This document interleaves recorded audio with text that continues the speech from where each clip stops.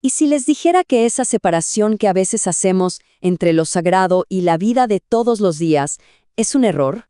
Hoy vamos a explorar las ideas de un teólogo que revolucionó el siglo XX, Marie-Dominique Chenu. Él se atrevió a desafiar esa división y nos propuso una visión increíble, que la historia humana y el plan de Dios no son dos cosas separadas, sino una sola y misma aventura. Ok, esta es nuestra hoja de ruta. Primero, vamos a conocer un poco a Chenu. Después, nos meteremos de lleno en el problema que él llamó el viejo dualismo. Luego, veremos cuál es su clave para derribar ese muro, cómo se aplica esto en el mundo real y al final cerramos con las ideas más importantes para llevarnos. Muy bien, arranquemos por lo primero.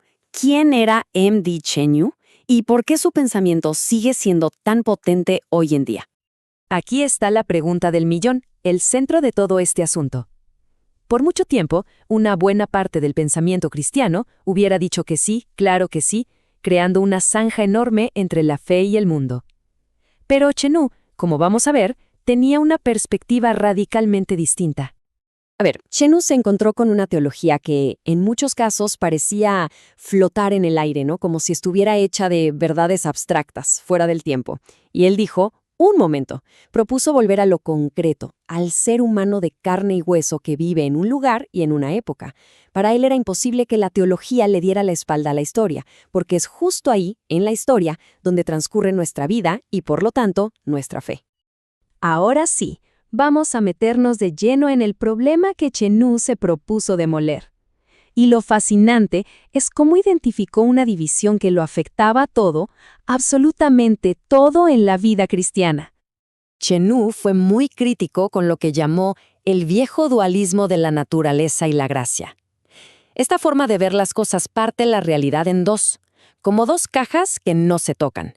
Por un lado está lo sagrado, la historia de la salvación, donde actúa la gracia. Y por el otro, la historia humana, el mundo, lo profano.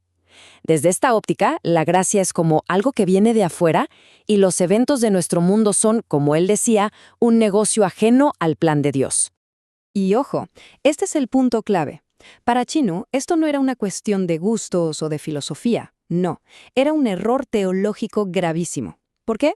Pues porque si Dios actúa en el mundo, su plan tiene que desarrollarse dentro de la historia, no por fuera. Separar las dos cosas es, básicamente, no entender de qué va la fe cristiana.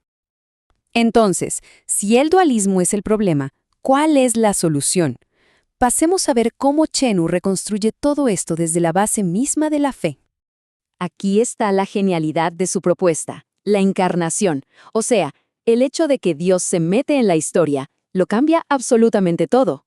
Significa que la creación no es un escenario de segunda, sino el punto de partida. La gracia, entonces, no viene a aplastar o a reemplazar lo humano, sino que lo asume, lo eleva y lo lleva a su plenitud desde adentro.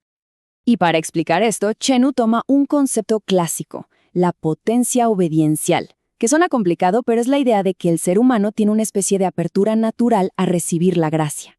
Pero le da un giro tremendo. Ya no habla solo de una persona, sino que lo aplica a los movimientos de la historia.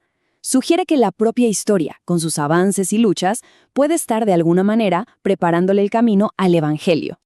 Y claro, esta visión unificada no es para quedarse en los libros. Tiene consecuencias muy prácticas. Cambia por completo el trabajo del teólogo, que ya no puede estar encerrado, sino que tiene que salir a leer lo que pasa en el mundo.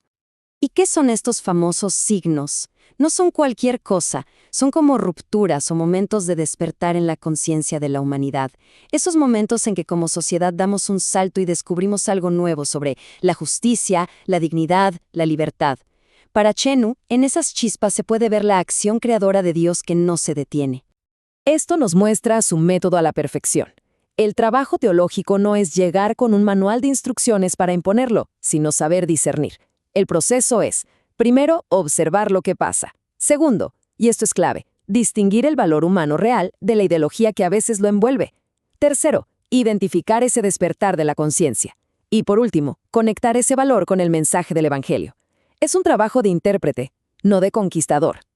Y Chenu veía ejemplos clarísimos en su época: el crecimiento de la conciencia social, la declaración de los derechos humanos, los intentos por construir una comunidad política mundial.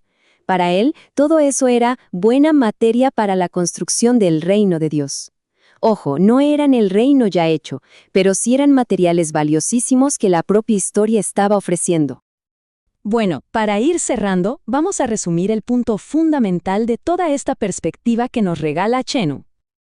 En definitiva, la teología de Chenú es un llamado a vivir una fe con los pies en la tierra, consciente de la historia.